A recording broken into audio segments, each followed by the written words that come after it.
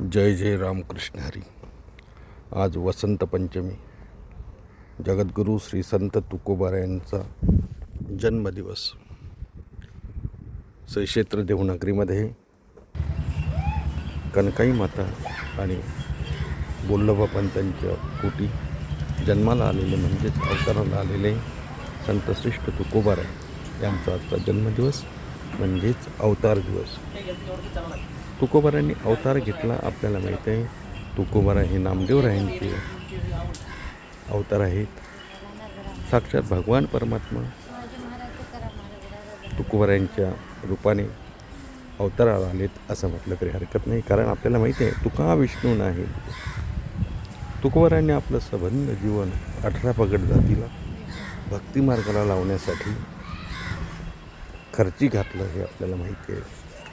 वेदाचा तो अर्थ आम्हाशीच ठावा, एरानी व्हावा भार माथा. वेदशास्त्रामध्ये लपलेलं गुह्य ज्ञान माऊली ज्ञानोबा यांनी प्रगट केलं. दर्शन नांदुरकीचं दर्शन घ्या, वृक्षाचं दर्शन वाढावया भक्तिभाव धर्म वाढवण्यासाठी तुकोबारा यांनी 18 पगड जातीला एकत्रित करून वारकरी संप्रदायाची धुरा खऱ्या अर्थानं पुढे नेली. वारकरी संप्रदायाला खऱ्या अर्थाचं वारकरी संप्रदायामध्ये आज जे तत्त्वज्ञान आहे,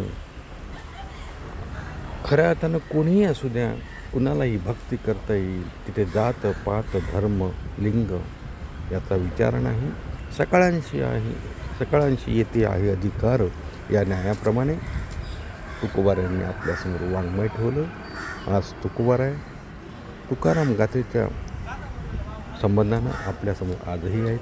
तुकोबारा यांच्या गाथ्याचा अध्ययन मनन चिंतन करणं हे आमचं कर्तव्य आहे आणि ते करण्याची बुद्धी तुकोबारा आम्हाला देवो हीच त्यांच्या अवतार दिनाच्या निमित्ताने त्यांच्याकडे प्रार्थना करू. आजच्या या व्हिडिओमध्ये रीलमध्ये खरं म्हणजे देहू येथील तुकोबारा यांच्या सदैव वैकुंठ गमनाच्या ठिकाणी जे काही शिल्प केलेले आहेत ते शिल्प मुद्दामून या ठिकाणी शूट करून त्या रीलमध्ये टाकलेले आहेत. प्रत्यक्ष पुण्यभूमी असलेली देहू आणि या देहूमध्ये या पुण्यभूमीमध्ये तुकोबाराचं जन्मस्थान, महाद्वार मंदिर आणि वैकुंठगमन मंदिर, इंद्रायणी तीर्थ हे सर्व प्रेक्षणीय नाही तर दर्शनीय आहे. या पुण्यभूमीला नमस्कार करू आणि तुकोबारा यांचा गजर करू. तुकाराम.